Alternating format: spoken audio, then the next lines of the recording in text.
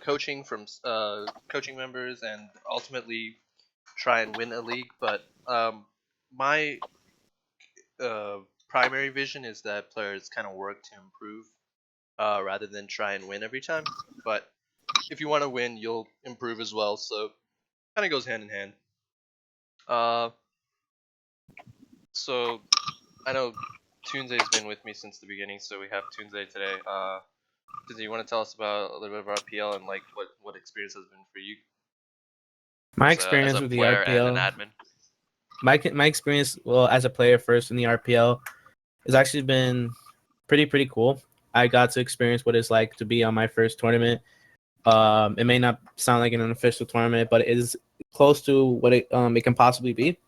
Um, it's also been a cool way to interact with a lot of other players. I met a lot of great people playing, and I met a lot of good competitional players. I feel like being in this league, it's been fun to be a part of it.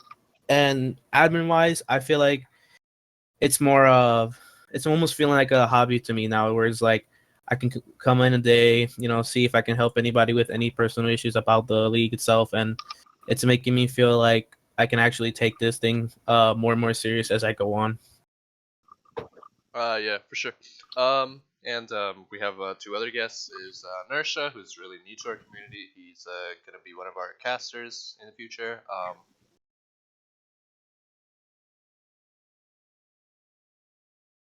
Or maybe we don't have him. Who knows? I am here. Okay, cool. Oh, there you I don't really go. know what to say.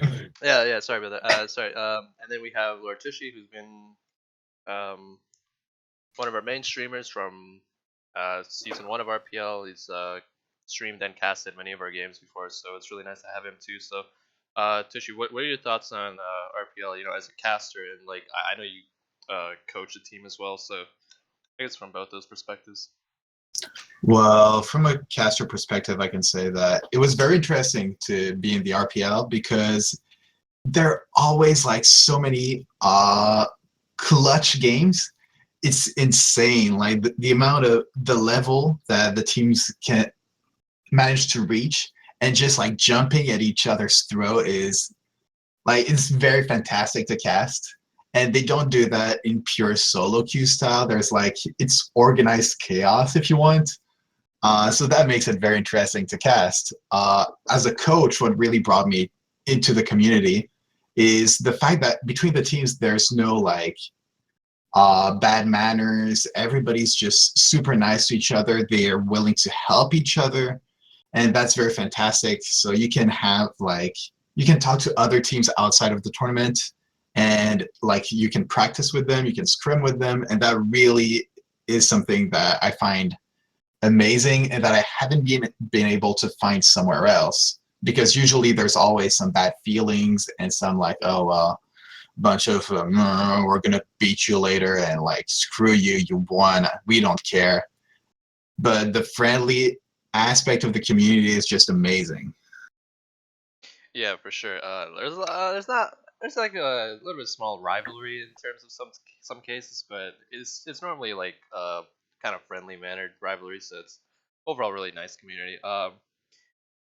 For other stuff, I guess kind of like brief kind of past to present kind of review. We were a very small community. We were kind of just a coaching community and trying to help each other out. So players would normally come to us and ask us for coaching. We would assign them to a coach, and then they would go from there.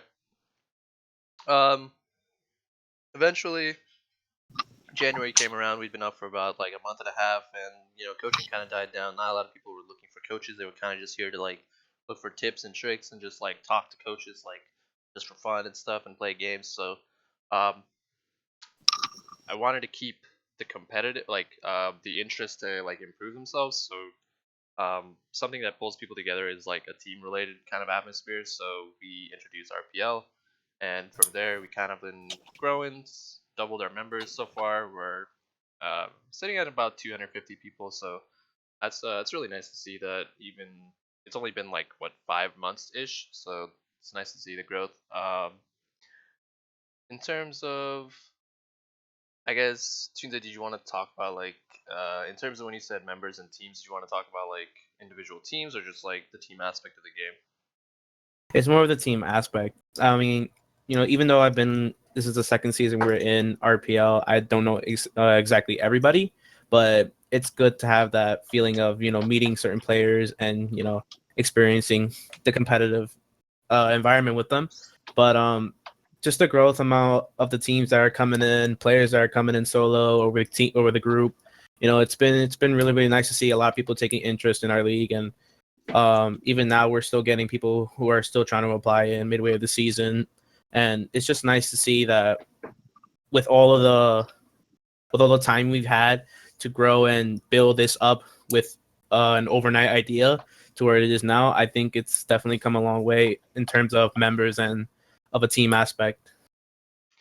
Yeah, for sure. I think we kind of wanted to like transition towards talking about the individual teams and the current status for RPL. So, in terms of current status for RPL, we're kind of midway through the season, so I don't really have that many plans. I normally plan as I go. I don't really look too far ahead because I don't want to like rack up the tasks and then realize that I don't have any time to do it. So, kind of take one things at a time. So, for the most part, right now, I'm kind of working on changing the rules a little bit for what's it called, the way you can change your rosters, because right now our rosters are pretty much freehand policy. So it's just like you can walk in and you can just be like before the Saturday matches. So if it's Friday and before, you can just be like, oh, I want to change my roster now. But the problem with that is it allows people to change very willingly, and even though it's a nice thing to have, I think it also hurts because if you remember last season, there's a lot of times a lot of teams would just switch before matches and then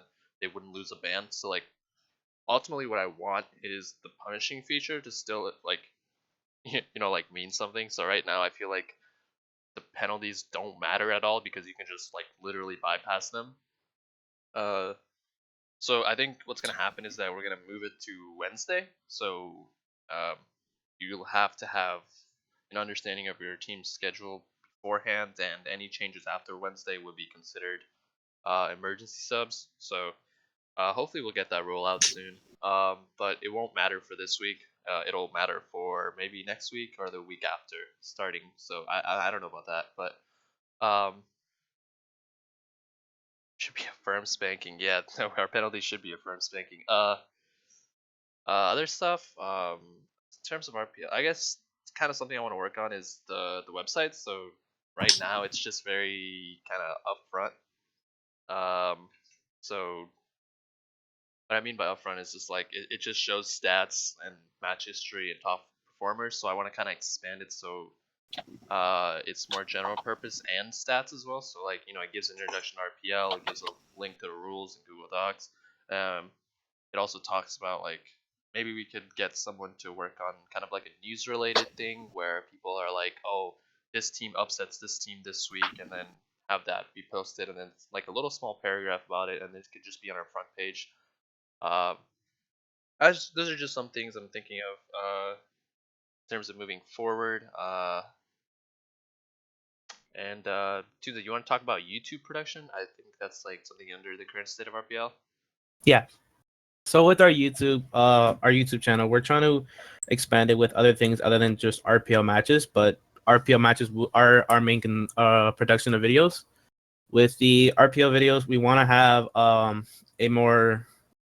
a better way to keep you attracted to the video other than just the gameplay itself. We want to give you the ability to watch almost every game that gets played, and possibly team interviews or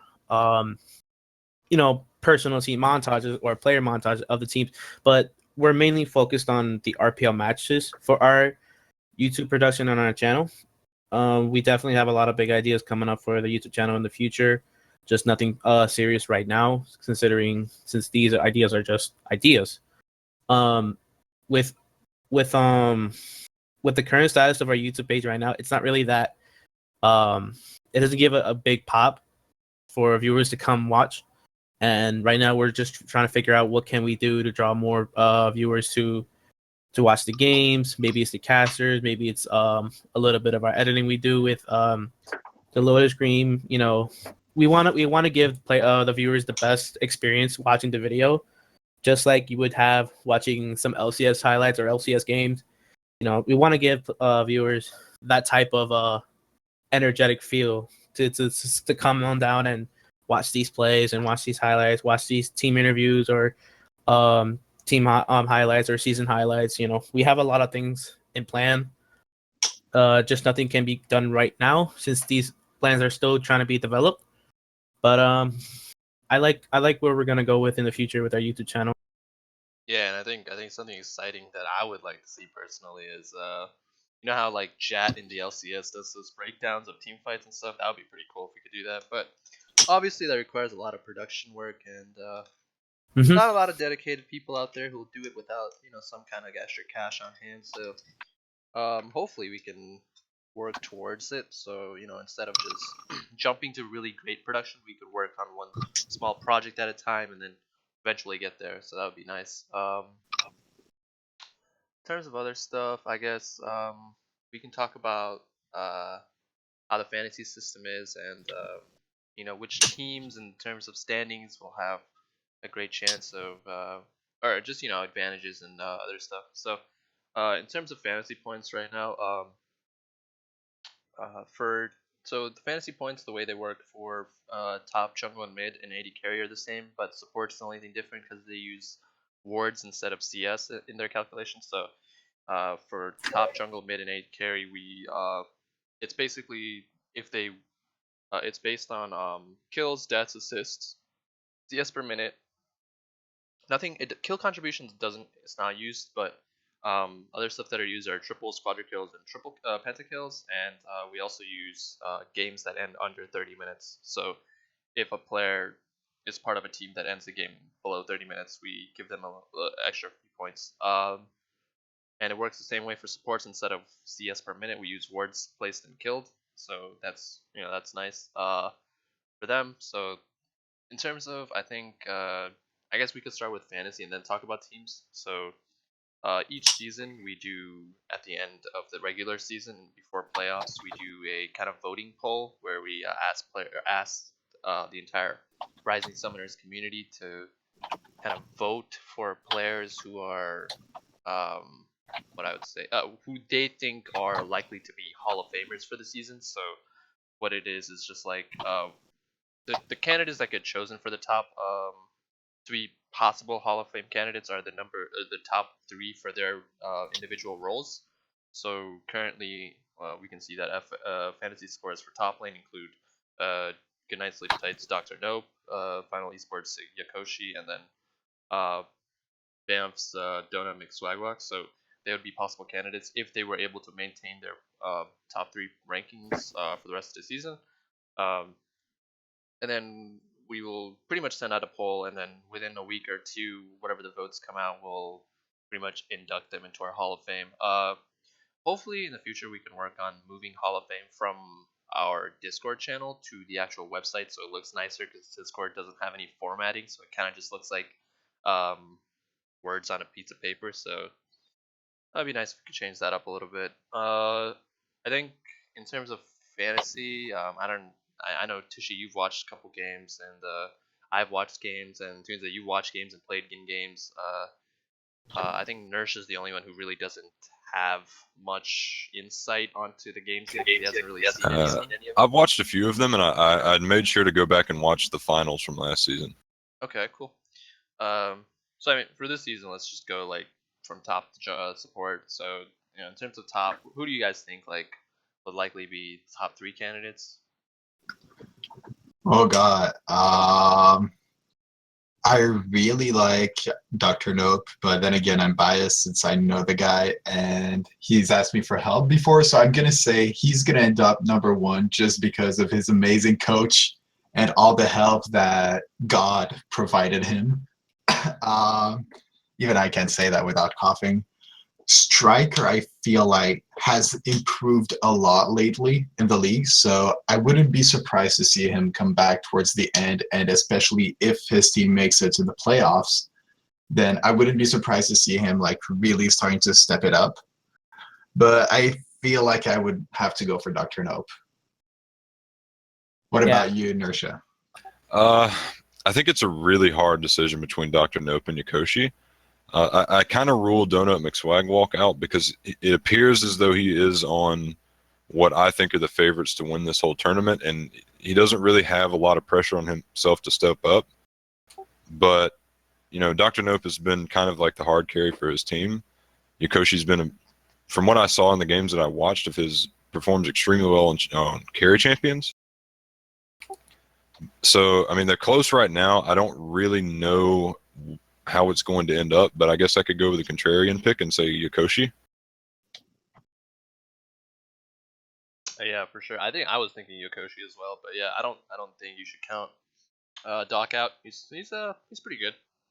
I don't know. That's kind of like a general kind of comment. He's pretty good. But yeah, he is. Other than the fact that he's not very rotation heavy, but a lot of the other two top laners are. They kind of work alongside their team, but Doc is pretty good with like split push, so he does rack up a lot of points in terms of that case. So I would say he's pretty good candidate for being a Hall of Famer for top. You don't get a 45 point lead just for doing nothing. Yeah, for sure. Yeah. What are your thoughts, Tuesday? Since you're biased, obviously, because he's on your team.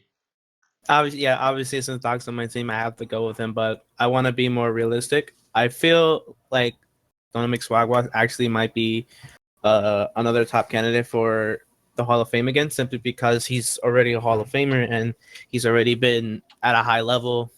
Same thing with Dr. Nope last year. He was already on one of the top laners, and he finished, I believe, it was second on the Hall of Fame voting.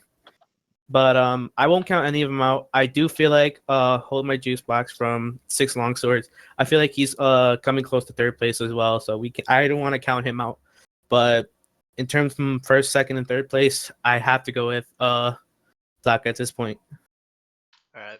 Well, let's look at junglers. I know this one's kind of interesting because there are a lot of junglers in the kind of the middle right now, or like in the 4th, 5th, 6th place that I think could be potentially top 3. But they just kind of like hiding right now because they have less games than the other guys. But I think right now, in terms of contest, I think we have TSM Batman, Muffin McSwagwalk, and Panther. Panther was our Hall of Famer for last season, so I would like to see him maybe kind of push himself to the top, maybe top 2, trying to get over Muffin or Batman. That'd be pretty cool to see. He was actually number 3 last season as well. So I don't know. What do you guys think? I haven't really looked into the junglers so far because I've been just watching kind of mid lane and bot lane for the most part. I personally feel that maybe TSM Batman might win Hall of Fame this year. I think he's playing a lot better than last season's fantasy points. He's definitely a jungler that can play a lot of tanky junglers and heavy CC junglers. I haven't really seen him with my own eyes play a lot of carry jungles, but I feel like that's not his playstyle. So I wouldn't want to say he's an automatic yes for Hall of Fame or remaining top 1.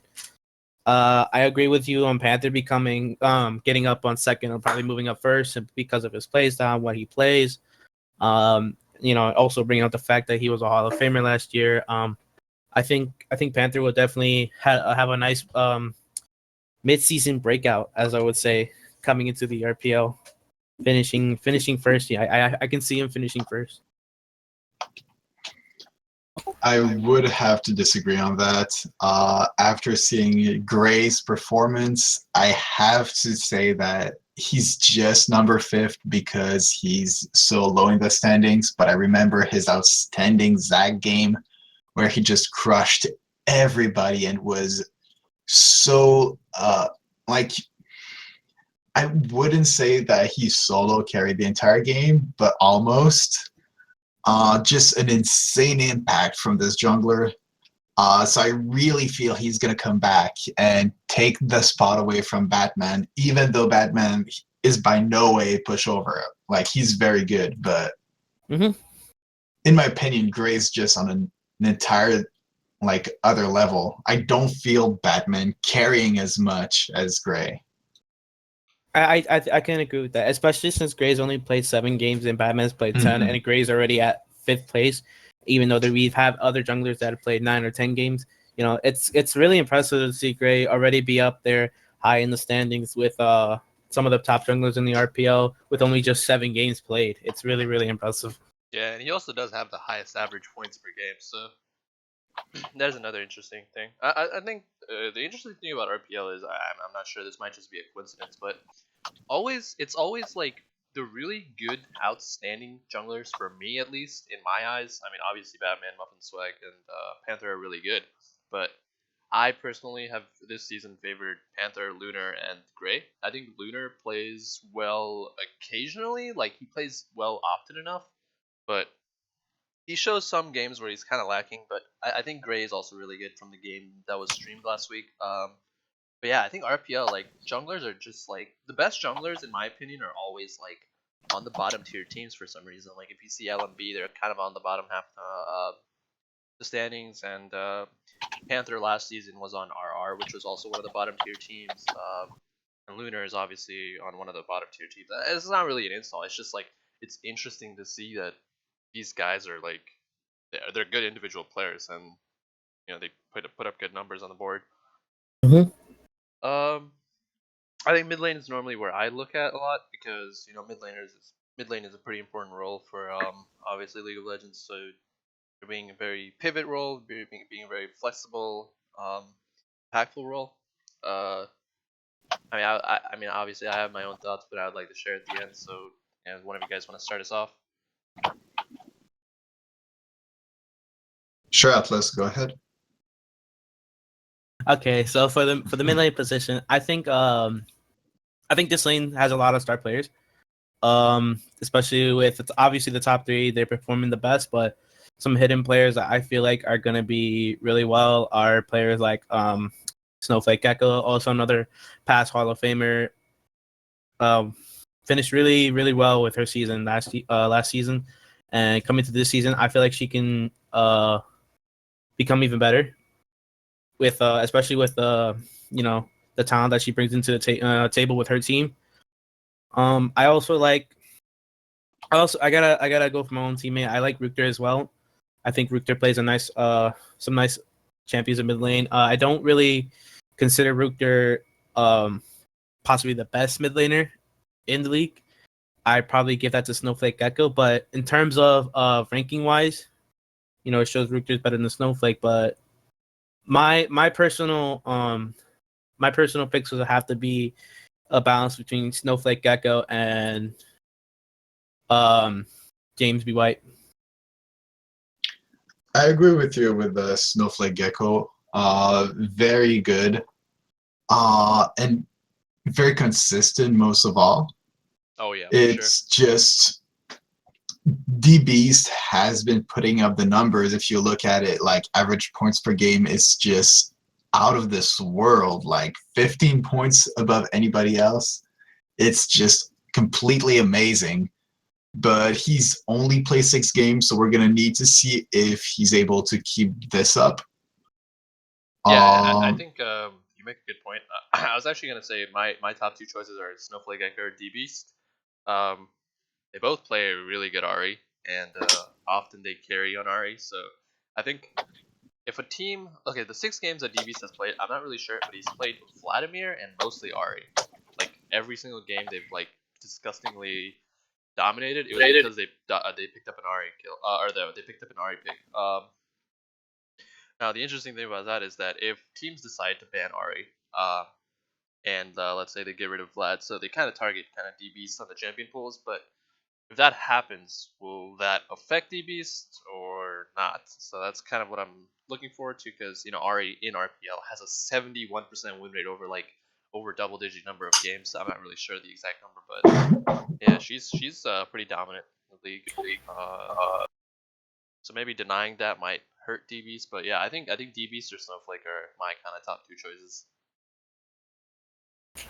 I mean, you would be banning Ahri and Vladimir at pretty great risk, seeing as what's their in-game name? Their tag is very different from their in-game name. It's Galapilla, sorry, yeah. Okay, yeah. So Calipilla, you've also got to remember that statistically speaking, they have the best player in the tournament on their team in the bot lane. So Yeah, if you're yeah. dropping 2 bans on their mid laner, you're also leaving up the Zoriana, which you did fairly well on. And I mean, the guy has an absolutely ridiculous KDA. Even for 6 games, that's really, really crazy. 13.68, something like that. Yeah, he does like 13.86 per game, roughly. And he does 819 damage per minute. He has the highest gold per minute in the tournament. I mean, you're obviously this might be a decent approach if you can find a way to shut down the bot lane as well, because they have like this really massive dual threat of their mid lane and AD carry, and they seem to know like they have their jungler plays kind of just big beefy meat wall champions as well as their top laner, and they just focus everything on their mid and ADC, and that does have its drawbacks, but it doesn't really seem like anyone's countered it so far. Yeah, and I think CJ mentioned in chat that they dropped 2, like all teams drop 2 bans on top lane. And I don't really agree to that approach that teams are using. I think a lot of teams should be dropping bans on bot lane and mid lane. And the reason I say that is because if you've seen like the way they fight and coordinate their fights, it's not based off of top lane. Very rarely top lane's actually involved. I think the game they beat FES in, top lane was very rarely involved, and what's his name? Yakoshi actually was 3-1 in lane when his team was really behind. So I honestly don't think top lane makes a ginormous impact on the game. But I think that Calipilla does prioritize picks like what's it called, Ari and Caitlyn, and the Caitlyn pick. Oh my god! Like whenever I see what's their ADC's name? Is it The Golden Kappa. Yeah, the Golden Kappa. Yeah, that guy is so good at Caitlyn. I don't know what to say. Like he puts up so much damage on the board. He's great at farming. I don't. Like, overall, he's just a great player. Like he's arguably one of the best ADCs in the league. So I mean, I'd say just start dropping bans on bottom and mid, not focus top. That might change up how the games go like play out. I guess we can kind of just talk about AD carry unless you guys have anything else to say about mid lane. Okay. I think we can Sure, go let's on move to AD carry. ADC. All right, cool. Well, I've already expressed my opinion, so what are you guys thinking? I agree with you. I think Golden Kappa is definitely a very well talented ADC. I think he will definitely be a Hall of Famer in my own opinion. But you know, this Tunze guy, man, popping off, man. I have to give myself. Wait, where are you? I can't see you on. Oh, you're number 6. No, but in all seriousness, I do agree with you on Golden Kappa's Caitlyn, and definitely highest average points. But I also don't count Django out, especially with how well Django played last season. Coming to this season, I feel like he will also be one to reckon with. But I'm definitely gonna have to put my vote on Golden Kappa. Yeah, I'm gonna have to agree. Yeah, I think that one's unanimous. Yeah, that one's not a hard one to choose, but yeah, I think you're right. I think Django isn't really out of the mix yet. Like he is a pretty good player. He does have less games than Kappa, one less game than Kappa, but average points suggest otherwise. So I don't know. If you can get 100 points in one game, then that'd be interesting to see. Okay, support. Now, this is interesting because even though Calipilla does have a really good duo bot lane, and John Foolery is actually pretty good, I would like to give it to Nyx. I think Nyx is, like overall, he's just like a really well-rounded player. He has good ward per minute, or wards placed per game. He doesn't kind of like spam wards like Silver Spade. I feel like Silver Spade's just like walking into like lane and just dropping wards while he's walking, but maybe I'm just like trolling the guy. But I think Nyx is actually like he picks champions that work well with his team. He picks a lot of Leona. I think he picked Rakan this season so far. Yeah, but I know his Leona is just really good. So there's that. Plays a lot of Karma, I'm pretty sure. But yeah, I don't know. I'm just biased towards Nyx. So I mean, there's that. So what do you guys think? I mean, before you guys say John Foolery, really look into it, I guess. I would have to say Nyx as well. I mean, you mentioned it with the war's place and the kill contribution he offers. He's pretty much averaging a stable contribution. Yes, Silver Spade has a high word count, but like as you mentioned, you may be overplacing them, which may have just increased the stats. But I don't think that's intentional. But with Dijkstram being in the bot lane, I feel like he definitely has a lot of expectations simply because FES's support was really good player, and him taking his spot now for this season, I feel like he had a lot of expectations coming into this season. I do definitely agree with your pick on Nixram, but another support that I really want to probably go for is maybe excuse me, is Kicker. Oh yeah, Kecker. Yeah. hmm I think Kicker is a pretty average support. He has a very high kill contribution. I would like to see if his worst place and worst kill would go up. I feel like he would definitely take third place, or probably even second place if he keeps playing on a good level. But I'm definitely gonna have to go with Nixram with this one. As much as I like Nixram, I don't. It really comes down, in my opinion, to what like him and John Foolery are both just amazing supports. Where John is going to play mostly back and really trying to defend his ADC, defending his team, which you can see by the amounts of like low kills, high assists, and low deaths. He's really more standing back, helping his team, really doing a support job, if you want. Whereas Nikes is going to go in and, like you said, Leona just going in there, getting some kills, but also dying. He's got twice the deaths as John, and he played less games. So it's a very double-edged sword to have a support like that. I would like to see John's ward play skill go up a little bit more because I think that's what gives the edge right now to Nextram. But if he just fixes that, in my opinion, it's going to be John Foley all the way. In my opinion, I have to give it to John Foley. His KDA is just disgusting. And I think that the thing that needs to be taken into account for with his wards placed and killed, you've got to realize just how short the games his team plays are. Mm-hmm. They're really, really short. There's only one game that he's played in that hasn't been that has been more than like 26 or 29 minutes. And that one game has made it past 30 minutes. So, when you have these really, really short games, it's very easy for this total wards placed killed stat to look bad for you. I would like to see wards placed and killed per minute. And I would like to also, I wish there was some kind of a way to see how effective each ward that this guy places down is. And then the other topic with him is that he seems to have a very good understanding of exactly what his role on this team is. There's not a lot of deviation in what he plays. You could say that he plays more of the support kind of supports, not really the tanks that go in. He's mostly dedicated to using utility and giving his AD carry as much as possible to keep him alive. And that's exactly what they need because, as we've stated, the Golden Cap is statistically the best player in the league. And this is just multiplied by his ridiculously low amount of deaths. That is just really, really insane when you consider just how squishy the champions that he's playing are. It's really, really easy to die when you're playing a bunch of Nami and Karma, but he just doesn't.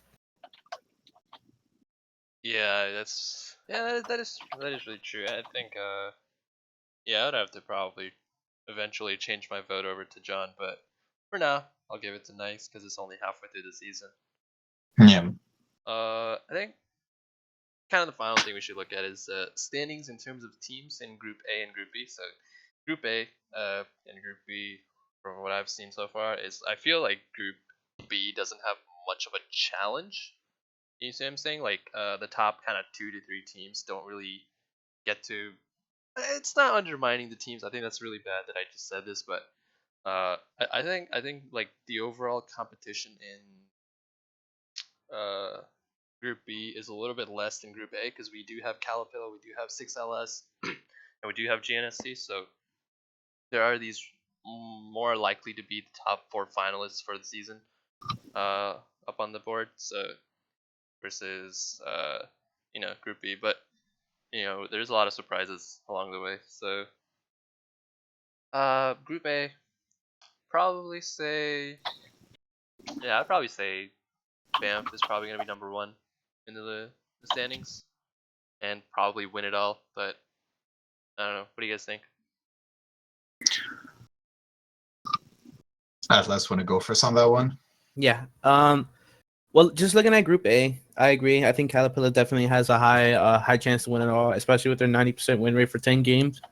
I do also agree with what you said. I feel like Group A has a better team standing than Group B, and when you look at just by looking at their the win ratio from both teams, you can obviously just by the top three, you can see that Group A has a more success or a better chance of a win, considering their win rate ratio. But that I'm not trying to like underrate any of the players in the teams. I'm definitely excited to see who does come out of Group B into the playoffs. Though I really am very excited to see what teams will be coming out of there. I feel like we'll definitely see Final Esports. I think we'll definitely see Clorox Bleach, and maybe if above the rest and Taste Like Purple, I think they might have a little bit of a swap coming into the season. I think I'm pretty sure the last couple games above the rest will be winning. So I feel like they have a good momentum right now. As in terms of Group A, I do feel like Caterpillar is definitely a top team. I'm really surprised to see this is going to seem really biased to me, but I'm really surprised to see Team 6 Longswords so far ahead in this league. I did not really expect them to be up there. I kind of expected a team like Fifth Spectrum or Super Sugoi to be up there. But I'm really impressed to see Team 6 Longswords and their win rate percentage and just their stats itself compared to other teams. So basically, to summarize it up, I think Caterpillar will definitely be winning it all in my own words. Even though I probably might be playing against it, but I have to respect greatness and I have to respect their talent. Wouldn't it be interesting to see that since Caterpillar changed to Banff now that it used to be TT? Wouldn't it just be interesting to see FES versus TT all over again? That would be very amazing. Another 5-game series where I tilt halfway through from watching and streaming it. It'll be very enjoyable to watch. Yeah, for sure. I don't know. What do you guys think, Tushy and Inertia? I think leading up until the finals, it would be an upset in every respect if it was not Calipia and Final Esports going against each other in the grand finals. If either one of them does not make it, whoever beat them was definitely the underdog. Yeah, for sure. I still think that Calipia is probably going to win in the grand finals, but things can be a little bit different once you get into the best of 5 scenarios. And like last season, Final Esports actually started the series 2-0, but couldn't hold it together and got reverse swept. I think that this season, Calipia they looked like a stronger team. They look like they have better individual players in certain roles than they did last season. I don't really see much of a win strategy for Final Esports that wouldn't get negated by Calipia at the current moment. Maybe they make some changes and maybe people improve, but I'd definitely give the edge to Calipia. Maybe I'm biased, but I would go for Final Esports on that one. In my opinion, they learned a lot from last tournament, last season where they got reverse swept, as you said. And I think it's really a matter of who's going to adapt better between Calipia and Final Esports. Maybe it's because I've been watching Final Esports for longer, but I think they're better they just have a more diverse champion pool compared to Calipia. So I think they're going to be harder to ban out and just adapt to. In my opinion, that would give them a slight edge when it comes to best of 5. But yeah, they need to not choke this time and manage to just close out that series. And yeah, even though everybody likes CLG stories or like Lee Sin mid. Seen enough. Everybody likes those, but I still would like to see Final Esports just going for the upset and beating Banff. It's definitely I think with those two teams, Final Esports and Caterpillar, I think they're pretty much for sure gonna be in the finals again. I feel like Final Esports want to redeem themselves. Just look at their stats, at their team stats themselves. They're pretty much similar. So I feel like they definitely want to come back this season and give last season's finals a bit pretty much a good night sleep tight story. But I think Final Esports is probably gonna be coming into the playoffs with a serious fashion this time. Yeah. I think now that we kind of talked about RPL and like the individual teams, kind of stats and stuff, I think we can transition a little bit more into like league-related topics, like patch notes. So, Tushy, if you want to Mhm. take that away. Well, essentially, patch notes are pretty much three different things happened. Change it like the new champions, or at least rework champions, the reworked items, and like how that affected the entire meta and the different picks. So let's start off with the new champions. First of all, Sejuani just becoming a CC tanking monstrosity top lane. Just that passive that gives her essentially twice armor and MR plus 100 for 3 seconds. It's so big. And it really shows if you start to look at her win rate. She's now been moved from jungle to top lane because, yeah, nobody's able to deal with her. And she also has pretty strong damage, so that really helps her out. Maokai, he moved away from top lane. The saplings, the percentage health damage from his W, the snare, that once was there is now on his E, the saplings. If you've played against a full AP Maokai support, you'll know how hard that hurts. And yeah, if you want to send your opponent to kill themselves, just pick Maokai bot, go full AP, and spam those bushes. Yeah, I'm a support main, and I can confirm this. It is not fun. It lasts 70 seconds, so it's essentially a free ward that's going to chunk for half HP anybody who walks into it. And people said there was a third change, Zach, but he's still as crap as before. Nothing really changed there, so yeah, let's not even cover it because it's a waste. I think they made him significantly worse. So, what are you guys' thought on the two new champions and the third garbage one? I was gonna give you my elucid level analysis. Yeah, that's trash. That's good. But yeah, I think Sedge's frost armor thing that they added. That's I she really needed that. I'll give her that. She was kind of bad at engaging fights that she didn't land ultimates into. Like she couldn't just like walk into people. I think having these new item changes as well, along with her passive change, it's kind of nice to see that. I also like the ultimate change they did. I don't know how that works, but it like creates a little circle. What does it do? I actually don't know. It's like an AoE that will stun and slow everybody in the path. Like slows everybody in the path and AoE stun, kind of like Anivia on full channel ultimate. of the R. Okay. Okay, that's And pretty cool. the farther it goes, the longer it stuns. Kind of like Fizz's ultimate, where it Oh, gets bigger, but wow. just this time it stuns for longer. Wow. So that's interesting. Yeah, that is really interesting.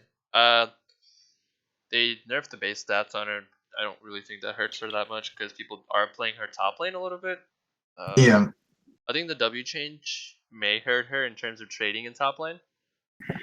Because normally the frost armor is basically like a Malphite shield except way better. Yeah. But it still mitigates the trade, but her damage overall in the trade now is less. So if she goes for a trade against like let's say dueling top laners, I think she would lose for the most part because she doesn't do the same amount of damage as she did before on the trades. She also still doesn't have wins. sustain is the problem, Yeah, and yeah, I think that Yeah. one big oversight actually, and a counter pick that is extremely good against Sejuani top, and why I think she needs to stay in the jungle is Trundle.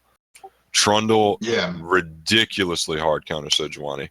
It's unplayable. I mean, once he hits level 6, he's gonna wait for your passive to come up, and then he's gonna ult you, and then he's just gonna tower dive you, and there's absolutely nothing you can do about it. I mean, her passive works very heavily against her in that matchup, unlike everything else. Mhm. hmm And before I talk about Maokai, because I personally hate that champion right now, but I think Zach, I think the problem with Zach is that he doesn't really have any wave clear, and he's actually like a really he's basically a CC bot that doesn't do anything else. So he doesn't really Yeah. have any niche roles. Like he needs a follow up champion. So like if you have someone like Maokai on your team while you have Zac, obviously you're sacrificing some damage, but I think that might make Zac playable or useful in a sense. But I just think his Q is kind of trash. Like Yeah. it needs to be changed because the way it works right now is kind of like it's literally like you're smacking two kids together with themselves. It's actually really stupid. I don't know why they did that, but Zac is Zac still in terms of if you just kind of ignore the Q and the E's the same, and if you just instant cast ultimate, it's pretty much the old ultimate. So I don't really think it's that much worse. But yeah, he's obviously gotten a little bit of nerf. I think Maokai. Oh God, please. I don't like his ultimate. I know people are just like, oh, it's so easy to dodge, but like if you fight in choke point areas, right? So like you're trying to get Baron vision while the enemy team is setting up around, right? And they had the overall vision first. I think Maokai is just an absolute monster in that scenario because Yeah. you actually can't enter the pit or you will be instantly stunned. Now you can make your tank go in first, but his ultimate's so big it actually it's like twice the size of Nami ultimate, right? In terms of width, but not like this. Like Yeah, but the problem is you can just hide behind one player, and then you can sneak through the little hole or the gap that they cause in his ultimate, and then but it's just kind of useless after that. I'm You know? talking mostly about solo queue, not like team like oriented. Yeah. But, like if you think of solo queue, like nobody realistically stands in a Congo line and walks Yeah, up it's Beard's Dragon. definitely better in solo queue. Yeah, I think if you're entering and Maokai has like a perpendicular angle to the flank, yeah, like you can hide behind whoever you want, but like he's just gonna actually catch at least one or two members. I think it's especially strong if you're trying to siege a turret, where you can just Oh yeah, you start can get the everyone ulti, off of it. Yep. and then like do you want to stay and be rooted, or like the only other way around it would be to put your tank in the front and then everybody hiding behind it, kind of like a Jhin ulti, because the root will stop at the first target it hits. But if you do that, there are some downsides, of course, especially if you get like a combo Orianna Maokai. That would just be disgusting. So I think the ultimate is really underrated on him in team play. Mhm. But then again, you need to be ahead. If I don't you're know, like man. behind or like equal, there are just supports that will do a much better job. Yeah, initially But I thought the that sapling toss is really what's broken. yeah, his I think passive. I think initially what I thought was Maokai was getting nerfed because he was basically a meat shield, but like way better than all the other ones, right? Mhm. Because he was basically an anti-scaling tank, or not anti-scaling, but like an anti-damage tank. So he was like kind of like pretty much like think of how much damage Poppy could soak and like Cho'Gath could soak with like their HP and resistances if you build them tank. And then you double or triple that with his ultimate active, and Maokai is now all of a sudden like a tank with burst, and he's like 1v1ing your 7-0 ADC for some reason. It is kind of disgusting like what he was doing before, but I think the changes now prevents him from kind of doing the same thing he was doing before. Like he can't stall a fight that long, but he can for sure disengage fights and create opportunities. And I think sapling toss is very ridiculous in terms of laning, but I think aside from laning, like if you exit laning phase, right, then he doesn't like dominate you. Like I think overall I think it was a nerf in terms of his gameplay, but he might have gotten indirect buffs in terms of abilities. I think I think with Maokai, Sapping Toss. Yeah, I mean, thank you for that input. I mean, honestly, it's pretty much the personally what I think probably will be the most valuable when he's probably sieging with the team. I feel like you would want to have him more in jungle team fights just to get just so you can get that ult off in a better position since the jungle terrains are more harder to position with. But and since there's obviously multiple pushes in jungle, his sapping will do even more damage. But I think we'll see him more in the jungle as I've seen him in the jungle personally a lot more, and I don't consider it bad. I feel like it's more more slow than any other jungler, but I'm kind of surprised to see him being this versatile now, where he's being seen in support, and people are playing him support and jungle and at top lane still. I actually haven't seen him top lane too much. It's mostly jungle and support actually. Mhm. Yeah, I think he's kind of a goofy champion. I don't really expect to see him much in the RPL, and I definitely don't think he'll do very well unless he gets some buffs. I think it's just too easy to play around him, and if he gets out of the early game without really doing much, he doesn't do anything after that, especially a support. He's really not a good top laner, and his jungle clear is just too slow. I mean, there are champions that do what he does, but they clear so much faster and they team fight so much more effectively than him. Yeah. And I just don't think that. Why would you pass up a champion like Sejuani or Mumu from Maokai in the jungle? Like, what's the reasoning behind that? So to make Maokai. Especially with the new items, I don't think they fit too well Maokai. Yeah, they don't. And I think other champions will just benefit a lot more from them. Really? 'Cause- So now that you're talking about items, we should just transition into the items. What are your thoughts on adaptive helm? That's what I've asked a lot of people. Let's go down just first with every single item change, or at least the important ones. Adaptive helm, new item, gives 55 MR, which isn't bad, and reduces all like spell damage. If you get hit by one, it reduces that spell for the next 4 seconds by 15%. A lot of people were saying that it was going to be completely broken and that it was the death of Cassiopeia and Rumble and every those champions. But I beg to differ. It's just not nearly as good as people think it is. Sure, 15%. Yeah. And it only realistically counters 2 champions, right? Yeah. Like, there's really no other champion that. The biggest problem mid laners right now are like Syndra and Ori, and these are burst champions. I don't really know why you would introduce the adaptive helm when the biggest issue in the mid lane currently is burst. It's not Cass. Cass is not in the meta right now. Well, they barely in the meta right now. They have new items for that, but the real reason I think adaptive helm is not good and not really, it's a very, very, very situational pick. It's because it only gives 55 MR. So you could get the same out of the Spirit Visage, but also get a crap ton of HP.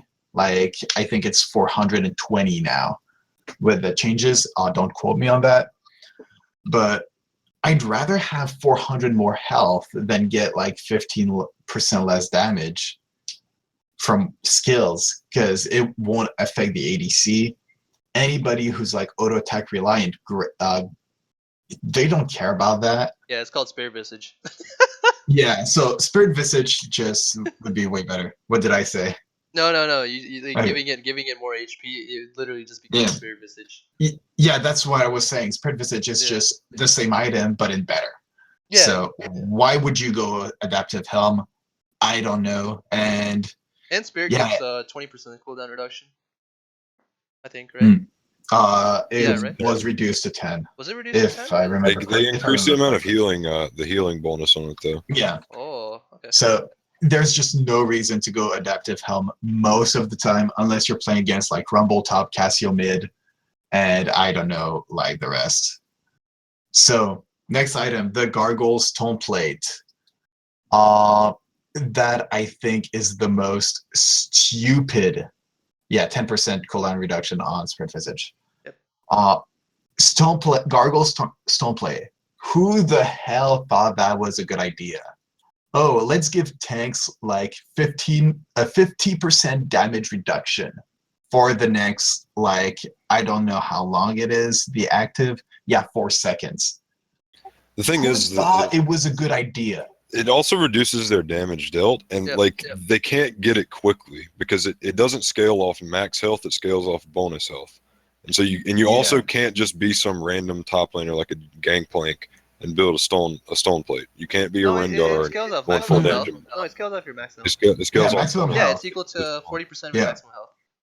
And sure, like, oh, we're gonna reduce their damage. Malphite, once he ults, like, there are some champions that first don't even care about damage. Malphite doesn't give a fuck. He's just gonna go in, ult everybody, slow attack speed, and then sit in front of your carry, forcing the ADC to hit him. He couldn't care less if he does less damage. Yeah, I He think just got a 50% damage reduction. yeah. It's not technically a 50% damage Is it 50? reduction. Is it 60? You get no, They get I meant changed. what I meant is that when you use it on yourself, people deal you 50% less damage because it adds to your armor and MR. Oh, And okay, then okay. on top of that, it goes and gives you 40% bonus health. Mhm. So if you combine the two of them, it's like 50% damage reduction. It's just insane. I don't know who thought that was a good idea. And also, since you can choose when it happens, if it was all the time, then maybe it would be like if the damage reduction was all the time, then it would be like way more of an inconvenience. But because you get to choose when it happens, it's just so strong. Like you place your spell rotation as a tank, then you pop it, and nobody can kill you. Yet they still have to hit you, because otherwise you're gonna get like your spells all over again, smack them up, and then they're gonna be able to kill you. But at that point, you don't care because there's no champion around you anymore. No, I They're think- all dead in the fountain. Yeah, I think changing it to an active is actually good. I think I just realized why I misread it too. Yeah. No, I Yeah, think, it says you gain bonus health. Oh, okay, okay.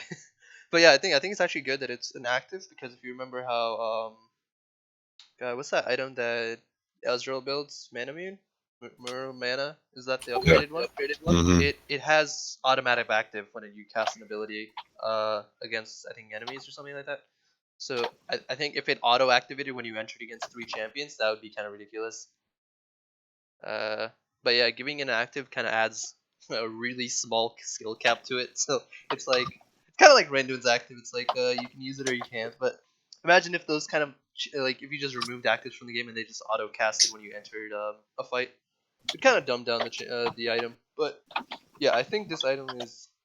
I mean, I know it's kind of ridiculous in terms of what it is, but I think like tanks aren't even like the damage they did before and previous to the Juggernaut or this change was kind of ridiculous. Like Maokai could 1v1 ADCs. Yeah. A lot of tanks were just like atrocious against ADCs. So I think reducing the damage is kind of the trade-off there, but obviously is it really a trade-off when you gain this much HP and armor? It's just a benefits? bonus. Yeah, it's ultimately a very nice It's not a buff for downside. tanks. Yeah. It really does make it a tank item rather than a Yeah. I'm gonna kill you with Sunfire and Spirit Visage only. It's kind of ridiculous. I mean, what else? Next important item would be Banshee's Veil. Yes. Yeah, that's if you play mid lane, you know the pain. This is my favorite change. It's like everybody, like Malzahar's ultimate passive. I mean, well, everybody gets it now. Like you get it, you get it, you get it. You build that crap. It gives you AP, so you don't have a reason. Before, if you went Banshee's Veil, you had to trade off damage in order to like get some security. But now, why not both? And why what were they thinking? Like, oh yeah, let's go grab just 70 AP, 10% CDR. We're giving you everything. And yeah, on top of that, you negate the next spell. So who wouldn't want that? Well, I mean, this is this item. I don't really think that it's too overpowered. I think that it definitely helps to change the meta around a bit because the mid lane meta has been kind of stagnated for a long time now. Yeah. You've been seeing a lot of Ahri, a lot of Orianna, a lot of Vladimir for a very, very long time, a lot of Syndra. And will it affect those champions? No, not even. I mean, okay, so like Nurse said before, the champions that were normally dominating mid lane were kind of like the high burst mages, or more so the high damage mages that were relying on a single kind of rotation of abilities. So I think having a Malzahar passive is very nice for that case. So like Orianna, Ball, Syndra ultimate, like if you have Banshee's Veil up, or you can just negate the stun, like you can actually have some opportunity to outplay, and I think in that sense, it does make it a little bit broken. It's kind of like having an Echo ultimate, but I mean, it doesn't obviously isn't obviously not an Echo ultimate, but it's obviously nicer to have this. And I think Riot was attempting to kind of remove the most optimal build path, which is Morello Abyssal. But I mean, Morello Banshee's Veil, so I mean, I don't know what you did. Yeah, it's like what Chibi said in chat. Riot was trying to get rid of Abyssal Rush mid lane, and it worked. So now everybody rushes Banshees. I think that's exactly on point. It's just, well, okay, it was just too annoying to deal with mid laners that go tanky, so we're gonna give them a better tanky route. It's more utility. Because, it's not really yeah. But I mean, yeah, I do see what Riot's concern was. It was like certain matchups for champions was just unplayable. Yeah, they're trying to help poke champions and help them get some kind of an item to keep them from just, if they make one little mistake in their positioning, then they just automatically die for nothing. But they kind of did the opposite, and they made it easier for these assassins to die through your front line. Exactly. Like Ahri, or to keep Orianna safe while she sets up an ult, or Syndra to just walk up to someone and just press R on them. Counterplay. But and I think that change, I think honestly, knowing Riot changes in the way they do things, this was geared towards Aurelion Soul, because Aurelion Soul's third build item was always Abyssal Scepter, or second or third item was always Abyssal Scepter, or sorry, Banshee's Veil, because the balls get closed if you get CC. So it was a way to kind of counterbalance the champion. So now I think this change was geared towards that, but they created newer issues with this change. I think you can't really take an item approach to a champion like Ahri. You just need to nerf Ahri. You need to nerf Orianna. You need to nerf Syndra. You just can't. It's not the items that are the problems with these champions. It's the champions. Yeah. I just think the other champions are just weaker and just can't use the items currently. Like, wait. Like, you mean to tell me? You mean to tell me that Syndra has other abilities other than R? Yeah. Well, I mean to tell you that they've all Q's worked very them. strong. QEs are amazing. I've never actually seen them. She has a kit? But I feel like Banshee's Veil is a lot like the change they made to GA. Mm-hmm. Like Abyssal, I'm not even gonna talk about because it's just like it's just poor man's MR. Yeah, Amumu's gonna use it well, but aside from that, nobody cares. Yeah, maybe Malphite. And even then, Malphite, he doesn't care about damage. So yeah, let's skip over Abyssal and go directly to GA, which I think is a lot like the Banshee's Veil in the sense that it's a tank item that helps you survive, but that also gives damage. So it really doesn't help. Like GA is just on another level because it's like you keep the damage part, like they give it to you for free, and then you get a second life as well. It's just painful. I mean, when you're starting to snowball, you grab Guardian Angel, you get the second life, which usually would be completely trash, when like it was down. Now it still gives 80, so it's like, why not? I'm still gonna grab some damage and have 2 lives. And by the way, if you kill me, now that I'm snowballing already, well, I'm gonna revive and I'm gonna kill your butt again. So it's just, I don't know what they were trying to do with that change. And you even revive with more health than before. I think with this item, we'll see it a lot more on ADCs. I've seen some AD carries rush this item. Maybe it's a third or a second now. I don't really, like you said, I don't really agree with the change. I feel like it should have remained armor and magic resistance because just simply because like why would AD carries need the second The life problem is if they don't have the comp to protect them? Yeah, but the problem is that making it okay. So originally it was a tank item, correct? Yeah. So the problem Yeah. with that is that the game. Okay. I guess it's easier to explain if you say this, but like, who realistically builds GA other than like who realistically build old GA? It was a mid Most laner. ADCs, top laners. Yeah, Frontliners. it was not AP. It was not AP users. So Yeah. tanks wouldn't build it because it's just better to go tankier than going for flat magic resistance than not to go just health and magic resist or something like that. And realistically, top laners build it very few of the time, but normally the top laners that build it were AD kind of carry based top laners. Yeah, tanks did build it. I'm gonna stop you right there. Like realistically, they don't really Yeah, I want to mean, go for they it. normally Because- would because- actually. Yeah, They normally would. It was but pretty tanks- meta to get yeah, one. But scaling roles don't like realistically care about the mistakes they make because you can have Well- items like Warmogs and stuff. The big thing is that the reason why you definitely wouldn't want to build it most of the time on 80 carry is because if you get caught out and die and your GA pops, most likely you're just gonna die right when you get out of GA.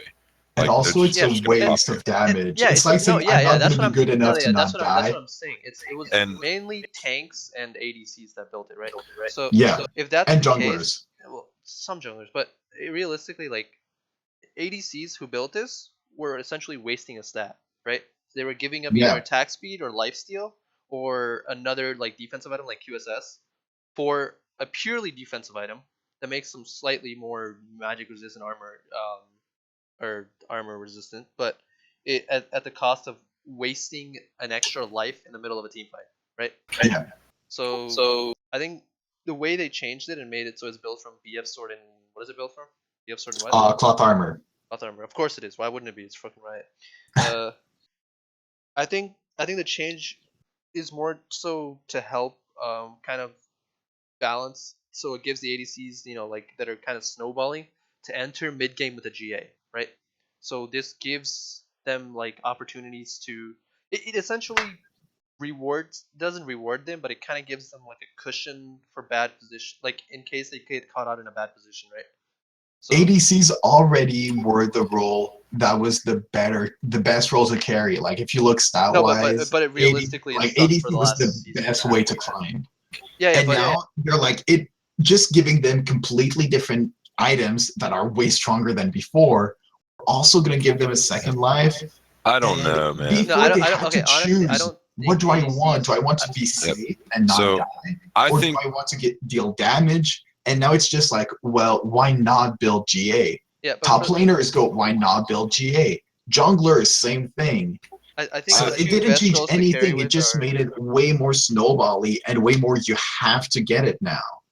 It's not I about disagree. choices Yeah, anymore. I It's think I just disagree as well. you're The reason 80, I you say grab that is it. because ADCs are not the most climbing role. I think it's mid lane and jungle, and that's because they have the most overall map pressure early game. Because obviously games that you want to climb in end games earlier, like you don't play. You don't realistically, if you're gonna play ADC, right, and you want to really climb, your games have gonna be either gonna be stomps or realistically they're gonna be like close mid game fights, right? Like they're gonna be 35 minute games where you get like your 3 item power spike like Caitlyn does. So I think I would give ADC like a third place in the carrying position, but I think this item, I don't know what David's saying, but I think this item helps them enter mid game with like a better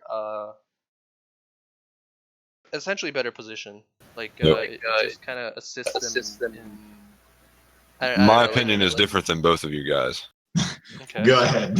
I thought GA for the longest time has been kind of a piece of crap for Yeah, a no, while. I agree. And now I think it got even worse. I still don't see any reason why an AD carry would build GA over something like a QSS, or in some instances a Frozen Mallet. There are some ADCs that can actually use that pretty effectively. I don't really see why you wouldn't just build QSS, because normally if you get your GA popped, you're just going to die the moment you get out of it anyways. Like there's so few scenarios where that won't happen. It's just ridiculous. So there's pretty much no reason for you to build that. I don't think tanks they lost a huge reason to build it because it doesn't give them magic resistance anymore. I still think that they use the actual passive better than anyone else because they're more likely to die at the start of a team fight, at least a well executed one at that. I think that they're more likely to actually survive once they have the GA popped and make more use out of it. But I still just don't see why they wouldn't build another tank item instead. It just seems like a complete piece of garbage to me now, and I don't think anyone should build it. Well, Yeah, I'm going to I address what think, Chibi but- said, No, I think that yeah. it takes it away from top tanks like Nautilus or Gragas that can reset fights with the item. I agree completely on that. It's not really a tank item anymore, and it's not good at tank items. But if you look at most of the picks, if you put aside Sejuani and Galio, the good tops with this patch are bruisers. You're going to have Olaf, you're going to have Jax, you're going to have Fiora. Those forgetting guys, her neck Fiora that has get, gotten a little bit better. those guys that get the Sterak's gauge that has been buffed. With For the, tanks specifically. Also for damage dealers. No, dude, no. Like they that get item the used to be buffs that super good Starsky- The on base like attack They damage get Gangplank. the Now it's buff Guardian garbage on Angel. G. No, the base And base they attack get the- damage did get improved, so it does Yeah. help more bruisers than But tanks, but the it problem is ultimately it pretty doesn't good scale off. too. It doesn't scale off max health anymore. That item scales off bonus health now, Yeah. That's and that's true, a pretty but, big. That's a pretty big but nerf. the reason they did that is because they took health off of the other tank items, like Yeah, Sunfire exactly. and It's stuff. just the normal less health, more armor, Yeah, MR thing. I don't really think you're going to be seeing a lot of Fioras building that item now. I think you're going to see Death Dance Honestly, a I just lot. think- I think I that think- item got overtuned. Yeah, I think Sterak's gauge is very situational anyway, so I don't really think it's like a core Yeah. component item anyway. So, It used to be really good on bruisers, but now it's just like you're not really building enough health to make that worth other items. Yeah, I I think it's worth good for building both. over Like, other items. yeah, I think it's good for both, but I think it's still a situational item, and items like these, like Death's Dance and stuff, are just kind of built based on like what scenario you're kind of in. So, in terms of GA, the only thing I do half agree with Tushy, and I agree half with kind of what Nisha said. I think it is a little bit worse in terms of the build path because you have to build it from two items that are kind of core components to ADCs right now, because Ninja Tabi isn't like a BF sword item, but I do think that the change is interesting, and hopefully it doesn't become a core item because it obviously has a situational passive. So You don't think it's a piece of shit like I do? Yeah, but I don't think it's like overwhelmingly broken. I think it's perfectly balanced, which I've never said before in my life, but I think it's It's rare that you I think hear it that reaches about a League of good Legends. I think it reaches a good balance in terms of what it does, but the way it's built is kind of troll to me. I think that's fine where it is. Keep this item out of the game. Make sure it's bad. I don't like GA. I think it's stupid. I think it's a dumb item. I don't think it should exist. I think if you mess up and you die, you should be dead, and you deserve to be dead. All right, let's move on to the Okay. next one Yeah. because we're kind of beating a dead horse right now. And that one, I don't want it to revive with the GA, so let's move Sterak's gauge. Not much change. Yeah, just lower health, like the trend that was this patch, and more base stack damage. Basically, in my opinion, a good item for any like bruiser carry top. Almost must build now, but I wouldn't say that. Like, I wouldn't go to that extent. Yeah, I think when you trigger Lifeline, you get 40% bonus attack damage, right? Yeah. That's pretty ridiculous. So honestly. it, like, but yeah, it's strong, very strong, but it's not that big of a deal. God, I'd say. it's like when Edge of Night first came out, we were just like, oh, this is actually gonna be an okay item, and then you realize how bad it was. Yeah. Like, Yeah, Uh, I think this I- item's really bad. I don't think Carry Champion yeah, should like build it. like They it's don't not. currently, and I don't think they should ever. Yeah, and I think like most carry-based champions don't build enormous amounts of health, so it doesn't help with the passive of Lifeline. But Steric's Fury does help them a lot because they gain 70%. But vice versa, it's just bad for tanks. It's good for tanks in Well, other way, so it's kind they of get- weird. They get a total of 60% base attack damage, which I mean, like if that was bonus, if the extra was like bonus attack damage, yeah, that'd be a really good item. But it's just base. That's all it Yeah. is. That's true. And- That's true. I mean, and when it was max health, that was the really good part because it was like you could build one item and then champions like Zed couldn't deal with you. They just had to leave you alone or wait until it got popped. But now, I mean, I think this is a healthy change because I think it was kind of dumb that a champion like Gangplank or Fiora could just build this item and completely negate an entire class of champions. Oh yeah, there's the tank GP Yeah. build that Mankey used to make. Yeah. Yeah, there's it a was lot of ridiculous. stuff. Alright, Dorn I- Shield. My Yeah, Dorn Shield, interesting I change. think that's the biggest change this patch when it comes to items. Just very, very, very good. Before it wasn't built, it wasn't really relevant. But now, holy crap, is it back. Essentially, when you built Doran Shield, the reason it wasn't really used is that you didn't really have wave clear, so you ended up being pushed and then poked. So who cared about if you were more tanky? You're just gonna get poked more because you can't wave clear. So now with the Shield Slam getting +5 damage when you hit the minions, that's a very good change, and it makes the item way more relevant. And then you don't really have damage from basic attacks anymore. It's health regen over 10 seconds, and that also helps some of the champions because you don't go Doran Shield when you want to go aggressive. It's because you expect to be bullied, so it just gives more health if you manage to play your lane correctly.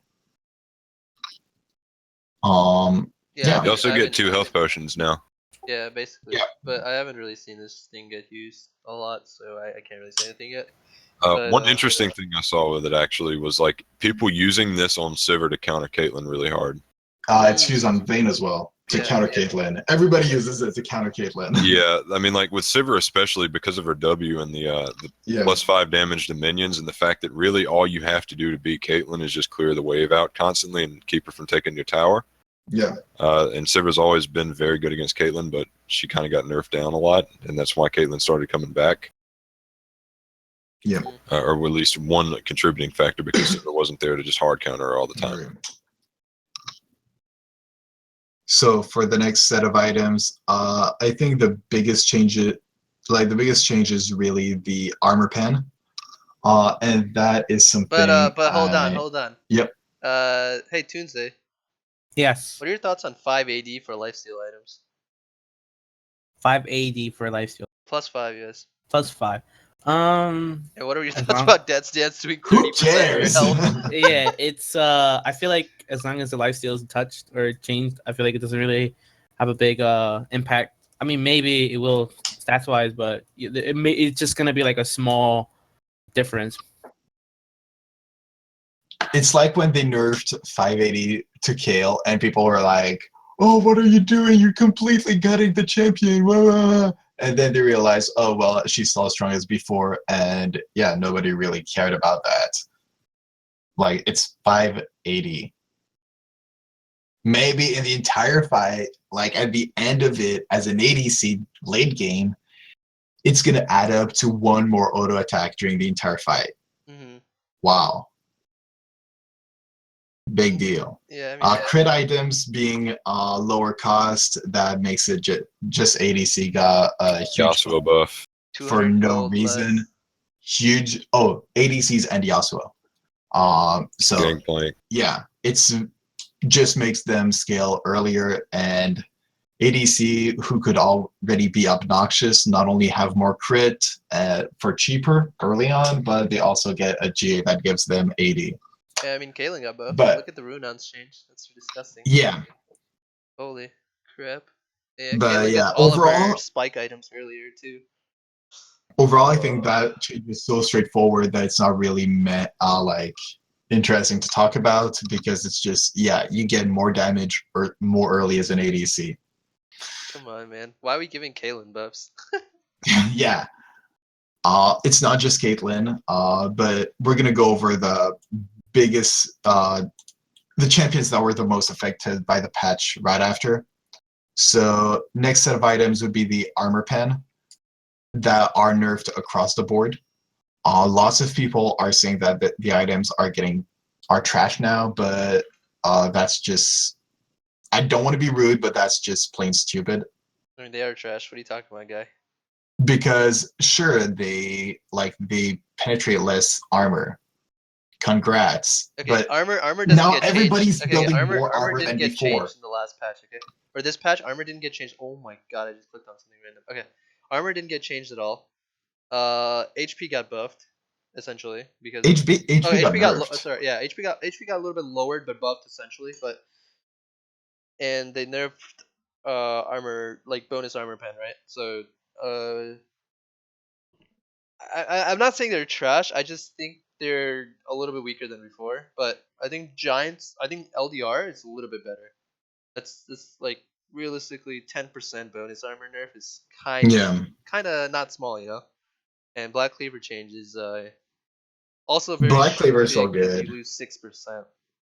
It's still good. Black Cleaver's still good, but it definitely hurts. And because the changes armor are- has been buffed, by the way. If you look, Demon's Plate plus 10 armor. Randwin's Omen is Where are these items you speak of? Demon's Plate Oh, I has see that. been Okay, okay. buffed this patch plus 10 armor. Oh yeah, HP got Um, nerfed, armor get increased. Yeah. So you can see, like, there has been some changes. Same goes for Sunfire Cape. So armor is now better to make. Yeah, but then they Um, nerfed bonus armor, so I don't know. Dude, if only they so would yeah, nerf it execution kind of stalling. evens out. So it's not that big of a deal if you nerf armor pen and buff armor. It's gonna end up being the same. Well, So yeah, in it's my just in my personal overall opinion, I feel like in my opinion about that. I feel like they should nerf Thorn's Blade. If you build 3 of them, you get 100 AD. I think that's pretty ridiculous. Well, they don't. You have to sell them after, so it's a lot of money that you won't get back. Wait, what'd you say, Caesar? Sorry, I was reading chat. 100 AD. Yeah, I feel like if you build 3 Thorn's Blade, they give you so much AD. You need to nerf that right now. It gives 24 but AD. it takes away because Wait, what are you you're talking about? Dorn's with them. Blade? Yes. Yeah. Why would an 80 carry build 3 This is a Dorn's Blades? travesty we are in right now. like some top laners could arguably like the 5 Dorn Blade Rengar from You Riot don't. Choi. No, Yeah, back in that's- the that days. was season 4. Stop. Yeah. That wouldn't work now. But It's that not wouldn't that work good. now. It's just And better to stack it's just longswords. Honestly, if you want to Yeah. go Dorn's Blade, like you might as well just go longswords. One But that Dorn's Blade and 3% lifesteal. yeah, but The if most those you should Dorn's ever get Blades- of Dorn's Blades is 2. Like, maybe 2. Most of the time you don't want 2. yeah. One's good The enough. only- Two is only time like I ever I got tried- screwed in lane Yeah. and I need something to So- survive now. But what The if only you time- accidentally drop the blade on the way to lane?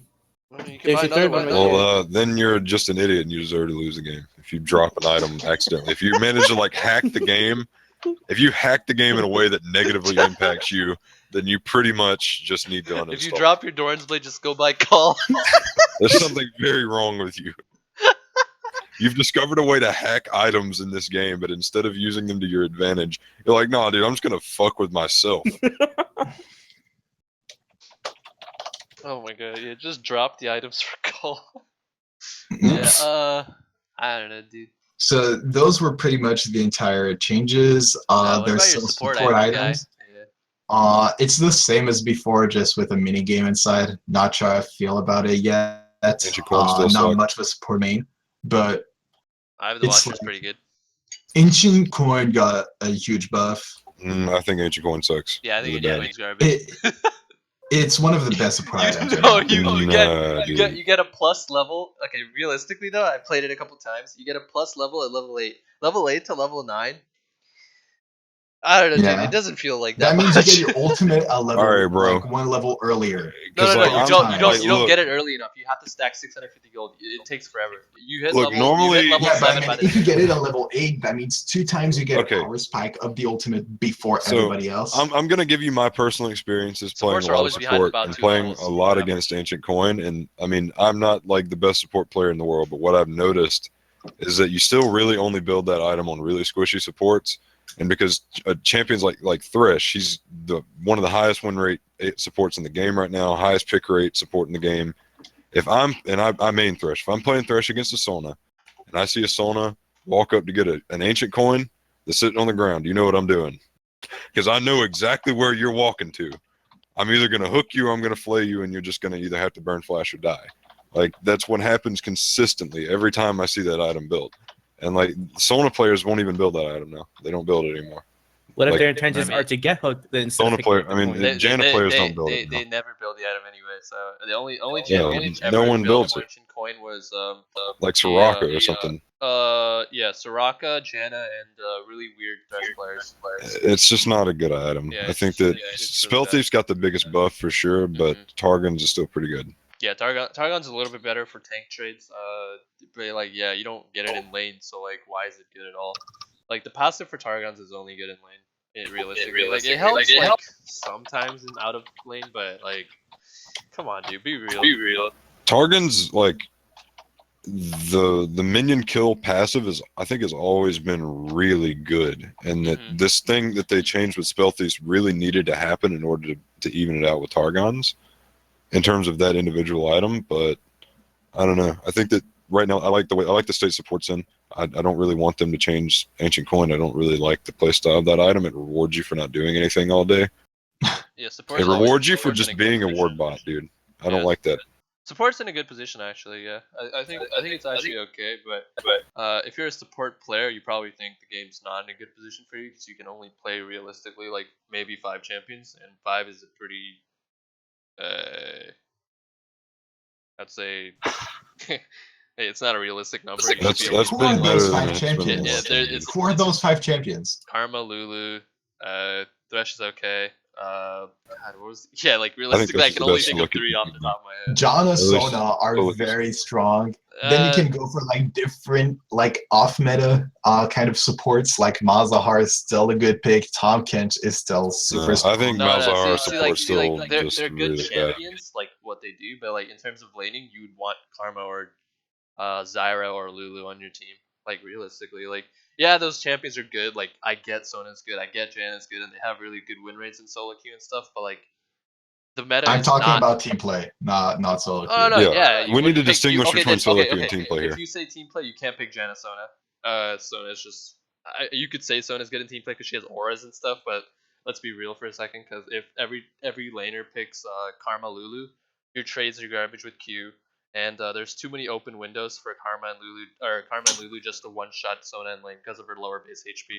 Okay, So, we they don't know do Lulu anything. is gonna get banned almost every single Okay, game. and then which Karma will be has to get banned almost banned. single Yeah. game. I don't agree with the Lulu bans in this league either. I So think she's there's, banned way too often. Karma left. Lulu's and disgusting, dude. Have you seen if you Polymorph? forget those 2 Dude, champions, You don't I get am a to play the support game, main, dude. You don't I'm get a to play support. the game. No, I am. I am too. a support main, No, dude. I am too. I'm just saying. She's like really not that great. I don't think she's that good. I think she's way overbanned for no reason. she's I way really don't agree with it. underbanned. She's underbanned. Or overbanned. She's overbanned. I think she's way overbanned? Are overbanned. you sure? Because have you seen LCK? I think That's fine. like, That's fine. I don't really care about Lulu that much. I don't see. and I'm not talking people- about pro play. That's No, pro I'm play. just saying, This like- is nothing like pro play. No, I know, but I'm just saying like, the champions kit is just crazy. So I mean, her stats have gone down significantly, and her ban rate is still the same. mhm. I don't get it at all. I think champions like Thresh, champions like Bard are way more threatening, especially when people actually know what they're doing on them. Bard's the most underrated support in the game right now, in my opinion. That's all the changes, right? Or is there anything else? Yeah. Yeah, I don't know. that champion's a nightmare to play against if the Bard is good. If the Bard's good, that is a fucking nightmare. I hate it, dude. It makes me want to rip my hair out because you just can't do anything to him. He just sits there and he just spawns little meeps and he throws 5,000 damage auto attacks at you. He just doesn't care.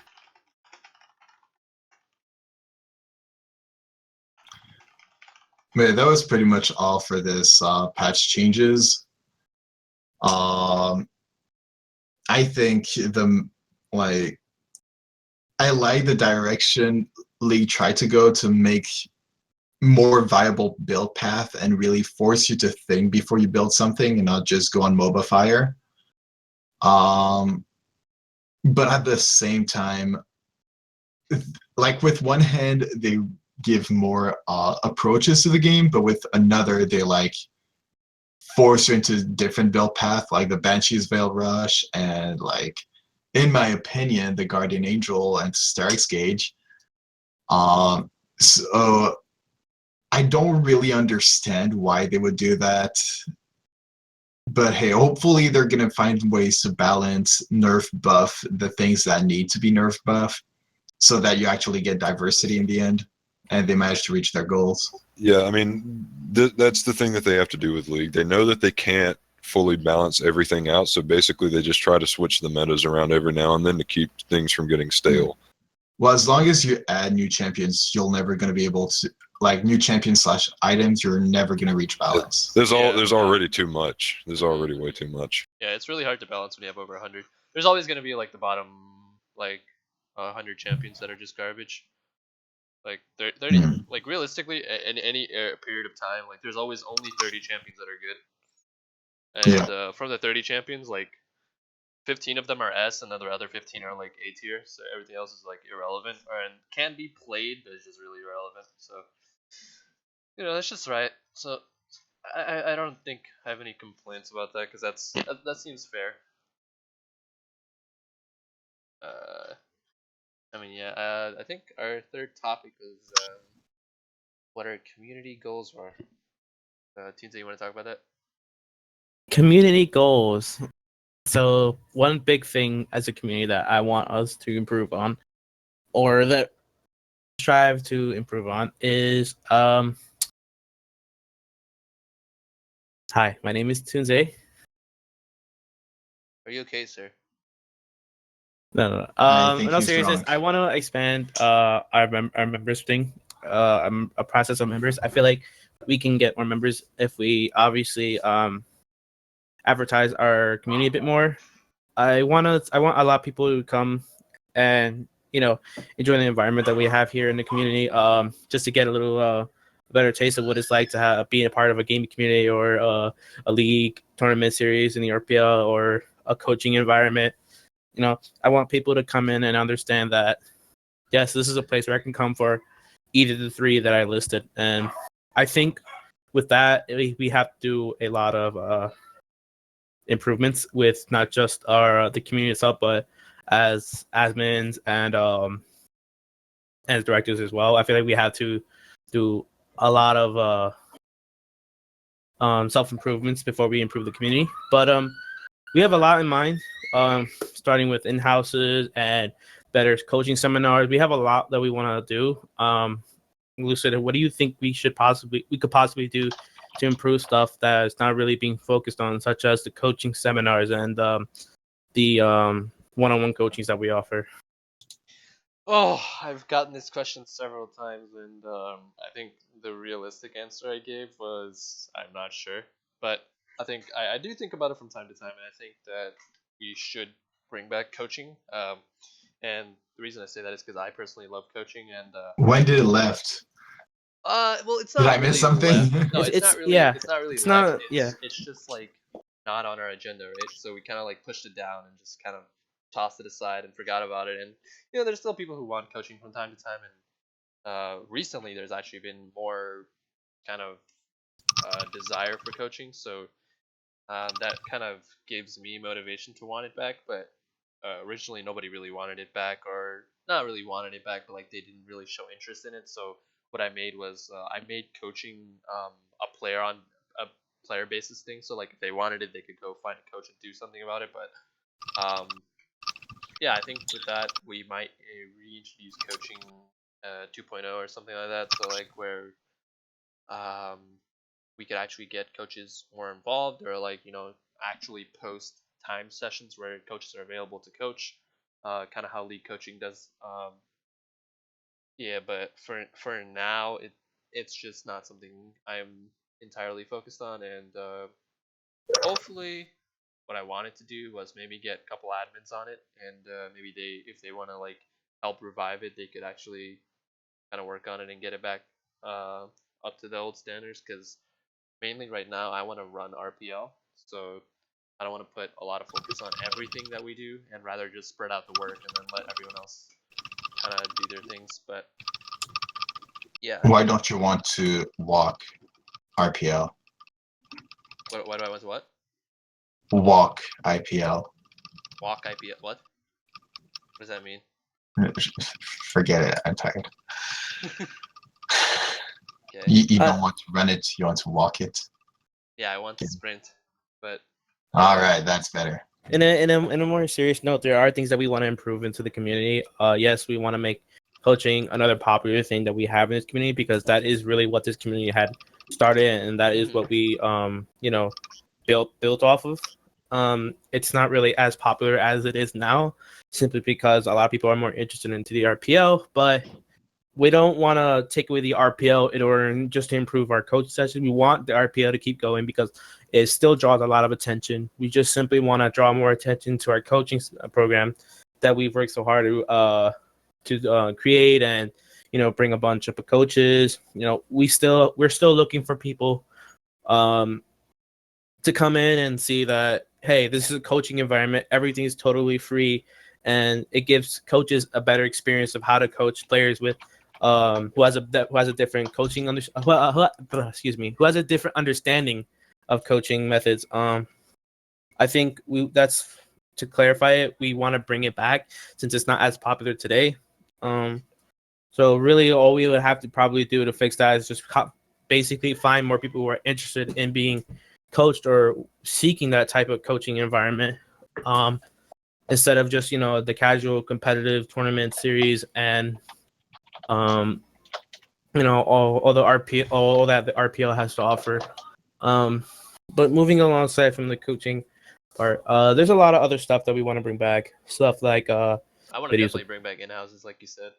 yeah, in-houses is definitely something we definitely want to bring back. The only reason why we didn't continue in-houses for a while is because of the availability. There just wasn't enough people who were available during certain dates, and they were pretty much randomized over the past couple of weeks. We've only done 2 out of the past couple of weeks, and even before that, we haven't done it for a couple months. We definitely do want to bring it back because it definitely gives a fun environment to the community members. So just come around, have fun and play with each other, give a nice fun experience, make a lot of memes, make a lot of jokes, and it gives everyone a nice way to get to know each other and play with each other. And I feel like we should bring that back because that really what made a lot of people in this community friends with each other. We definitely want to try and bring that back. Definitely want to try and make it another focus with all the admin. I think with all the admins that we have now today, we can definitely have an admin bring it back and but that as their main focus. In terms of participation, that's really belongs to the players. It's not really something we can force people to do. It's more just an offer than something we want to enforce.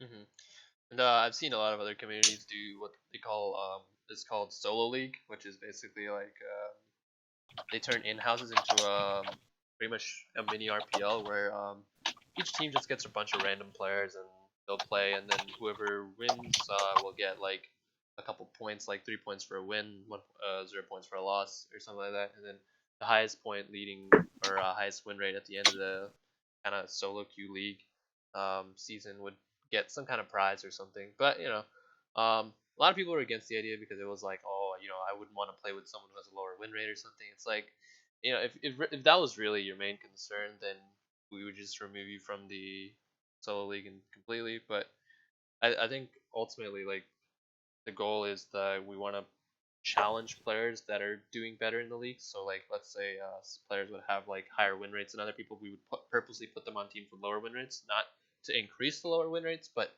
to challenge these higher win rate players to see if they actually are working to get better and deserve the win that they kind of want to work towards. But yeah, ultimately it kind of crashed and burned because people didn't want it. So I didn't really think about it that much, and that's kind of when in-houses started dying out. Uh, So yeah, I mean, I don't know. I kind of want to bring it back though. It'd be nice to see in houses again. Yeah, If it's just for definitely fun. want to bring it back. Another thing that we are possibly going to be doing later on in the community are giveaways. We have done previous giveaways such as Amazon gift cards or RP cards. We still want to do that. The only problem is it takes some green money to do that. But in all seriousness, we definitely want to keep doing that because we want to get back to the community that we have here. We'll definitely be doing a lot more of those in the future. Not anytime soon, as we want to continue to prioritize RPL as our main concern. But we will be bringing giveaways. We will be doing those again. We will be bringing those back, and hopefully we'll get a lot of people who are interested in participating in those giveaways. What do you guys what do you guys feel that is something that we really need to improve as a community? I agree that the coaching is a good idea. But now that Allison made the chat possible to be seen by every member, it's a good thing and it's going to help. And I think that's why lately there's been a lot more people asking for coaching. Seminars, as much as I like the idea, they're just super time consuming. And I can say that because, yeah, I made one so far and it was just such a pain in the butt because you do all that and yeah, it takes a long time to prepare. What I would like to see more from the community would be you guys talked earlier about a YouTube channel where you could get like plays of the week and stuff like that. That I think would be very interesting to have and a very nice addition because yeah, it would help out essentially do solve the in between quotes issue that where we're part as teams of the community, but you don't really feel it because there are no in-houses because you don't really see your like nobody really talks about you and you just go and show up and play in the league. So I think that would help bring that feeling of I'm part of the RPL and be proud of that to an entire new level if there was more community showcases if you want. Mhm. Yeah, I think we should at least attempt like a top 3 plays of the week kind of thing for Yeah. a certain week or something. Yeah, I think. But I know that I just complained about seminars being super time consuming and that is also very time consuming. Yeah, they are. No, for sure. I used to actually do seminars before while doing RPL season 1 in a different community just to kind of help out with stuff with like other coaches. So we used to do like duo seminars, like penta seminars, whatever you want to call them. Yeah, they're really time consuming. They require a lot of effort. A lot of the other coaches didn't take it very seriously because they kind of just showed up and talked about this stuff. But yeah, they're extremely time consuming. They might just get removed. But for now, I think the seminars for us were just pretty much lead coaching seminars that I just posted here. So people would get the ability, like if they didn't actually want to go to lead coaching, they could just look through our Discord to see if there's any updates. But we don't update it anymore, so that's kind of bad. Yeah, we definitely want to improve on every small thing that we have here in the community. We do have a lot of ideas for the future.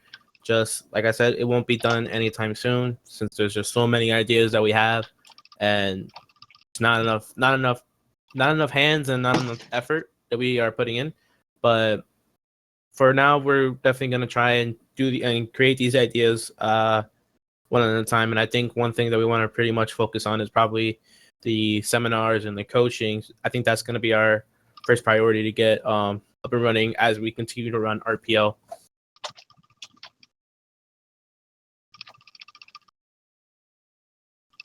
Yep. So I mean, I think that pretty much concludes our podcast. We've kind of talked about a lot of things today. So, any other final notes from you guys? Final remarks?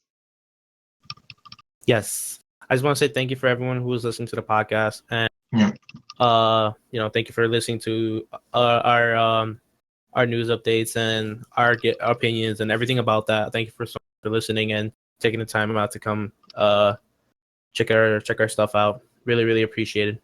Well, thank you, Allison and Atlas, for organizing it. I think it's a very good idea.